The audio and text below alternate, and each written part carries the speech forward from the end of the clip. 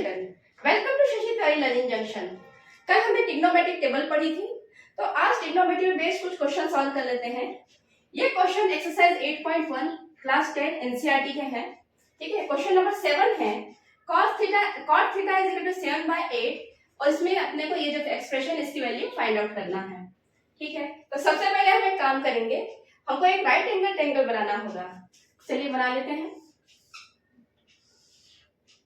जिसमें A B C, ये right angle triangle बना लिया हमने। सी को एंगल थीटा माना है, हम एंगल थीटा इसको भी ले सकते हैं पर मैंने इसको माना है, और बी जो है वो राइट एंगल है। ठीक है, कॉट थीटा आपको पता है, कॉट थीटा होता है बेस अपॉन परपेंडिकुलर, तो बेस हो जाएगा आपका 7k और परपेंडिकुलर होगा 8k। अब क्वेश्चन ये आता है कि k क्या है।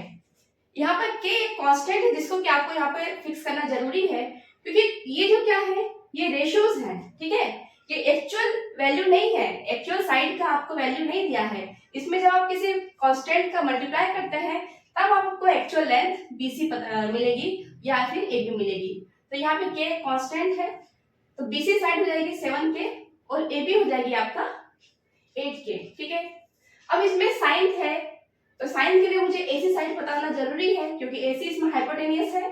तो आपको पता है कि साइन थीटा क्या होता है, परपेंडिकुलर अपॉन हाइपोटेनियस, तो मुझे हाइपोटेनियस पता होना जरूरी है।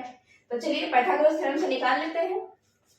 पाइथागोरस थ्योरम होता है AC स्क्वायर मींस हाइपोटेनियस का square equal to sum of perpendicular square and base का स्क्वायर। तो ये हो जाएगा AB square plus BC square. Pythagoras theorem आपने छोटी क्लासेस में पढ़ा होगा। हाइपोटेनियस का स्क्वायर होता है square of sum of perpendicular and base. ठीक है, तो AC हो जाएगा, स्क्वायर रूट लेंगे इसका, AB square plus BC square. ठीक है, AB स्क्वायर क्या है, AB स्क्वायर है 8k का whole square plus BC square क्या है 7k का होल स्क्वायर।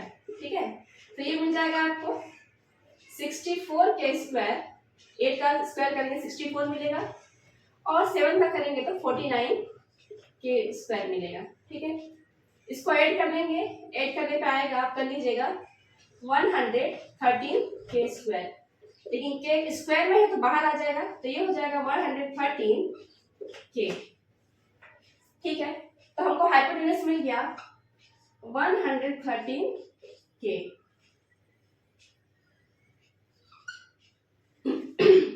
ठीक है, अब हम आसानी से इसकी वैल्यू निकाल सकते हैं। देखिए एक्सप्रेशन क्या है, 1 plus sine theta 1 minus sine theta upon 1 plus cos theta 1 minus cos theta. अगर आप इसको ध्यान से देखें तो ये एक्सप्रेशन एक्चुअली है क्या, ये है a plus b a minus b, वो होता है a square minus b square, formula होता है। ठीक है, नीचे भी ऐसे ही है 1 plus cos theta 1 minus cos theta, तो यही फॉर्मूला बन जाएगा। तो चलिए लिखते हैं, पहले एक्सप्रेशन लिख लीजिए 1 प्लस साइन थीटा, यहाँ पे लिखिए, यहाँ लिखिए सो गिवन, सो जो गिवन है वो लिख लेते हैं 1 plus sine theta 1 minus sine theta upon 1 plus cos theta and 1 minus cos theta. ठीक है, चलिए अब डायरेक्ट यहाँ पे आप फॉर्मूला अप्लाई कर दीजिए, ये हो जाएगा 1 का स्क्वायर, यहाँ जगह नहीं है थोड़ा छोटा लिखना पड़ेगा मुझे, 1 का square minus sine square theta divided by 1 का square minus cos square theta. थोड़ा छोटा लिखना पड़ा है, जगह कम है यहाँ पर। ठीक है, चलिए इक्वल टू 1 का स्क्वायर 1 हो जाएगा, साइन स्क्वायर थीटा, पहले हमको साइन की वैल्यू पता करनी पड़ेगी। साइन थीटा आपको पता है परपेंडिकुलर अपॉन हाइपोटेनियस, परपेंडिकुलर है आपका 8k, हाइपोटेनियस है आपका 1/113k उसका होल स्क्वायर। साइन थीटा की वैल्यू रख दी हमने, 1 का स्क्वायर अगेन 1 होगा। अब कॉस थीटा की वैल्यू रखेंगे, कॉस थीटा आपको पता होता है बेस अपॉन हाइपोटेनियस, तो बेस है आपका 7k और हाइपोटेनियस 113 के बाहर है। बच्चों याद रखिएगा के जो है अंडर रूट के बाहर है, ठीक है, इसका स्क्वायर। अब यही पे आप के से के को कैंसिल कर दीजिए, ठीक है, तो ये हो जाएगा 1 माइनस 64 डिवाइडेड बाय 113, या 113 का स्क्वायर रूट हट जाएगा, माइनस 1 माइनस 7 का स्क्वायर होगा 49, 113। यहाँ जगह कम इसलिए मैं यही लिख रही हूँ। इसका आप एलसीएम लेंगे, ठीक है, तो ये हो जाएगा 113, दोनों जगह एलसीएम आएगा, और ये हो जाएगा 113 माइनस वेट 64 डिवाइडेड बाय 113, यहाँ हो जाएगा आपका 113 माइनस 49, 113 से 113 पूरा कैंसिल हो गया।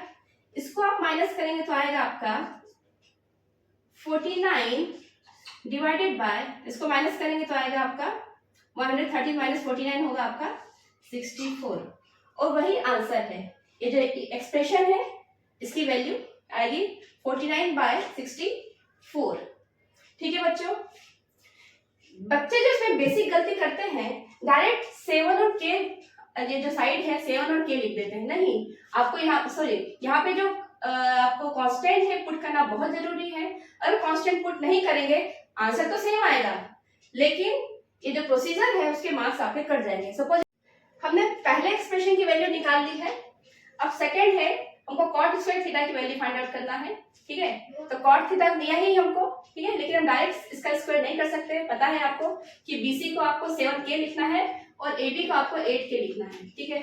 तो कॉट थीटा पहले लिख लेते हैं। Cot theta is equal to, आपको पता है, base upon hypotenuse, sorry base upon perpendicular, तो ये हो जाएगा 7k अपॉन 8k, ठीक है। कैसे के कैंसिल हो जाएगा, हमको फाइंड आउट करना है कॉट स्क्वायर थीटा। तो कॉट स्क्वायर थीटा होगा, इसका स्क्वायर कर देंगे 7/8 का होल स्क्वायर, आंसर आएगा 49 डिवाइडेड बाय 64। वही आंसर आएगा जो पहले आया था, ठीक है, चेंज नहीं होगा, आंसर सेम रहेगा। ये बहुत इजी है, कोई डिफिकल्ट काम नहीं है, ठीक है। वीडियो अच्छा लगा हो तो लाइक और सब्सक्राइब करिए। अपना ख्याल रखिए। Thank you.